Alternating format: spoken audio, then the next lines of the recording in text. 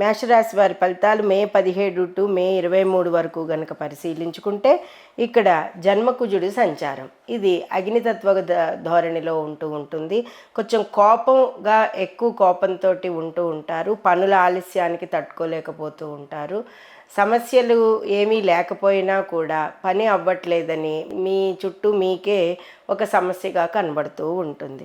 ఇక రవి చంద్ర బుధులు వృషభ రాశిలో సంచారం సర్వత్రా అనుకూలం. గురు శుక్రులు తృతీయంలో అందరితోటి బంధుమిత్రులతోటి కుటుంబ పరివారంతో ఆనందంగా గడుపుతారు. పంచమకేతు సంచారం వలన పిల్లల విషయాల్లోనూ అలాగే కొన్ని ముఖ్యమైన విషయాలలోనూ కూడా కొంత ఆలోచన ఇది ఎక్కువ అవుతూ ఉంటుంది. అలాగే వ్యయస్సిని లాభరాహువు వలన విదేశీయానాలు కలిసి వస్తాయి. ముఖ్యమైన పనుల మీద విదేశాలకు వెళ్ళడము, తరచుగా ప్రయాణాలు చేయడము అనేది జరుగుతూ ఉంటుంది.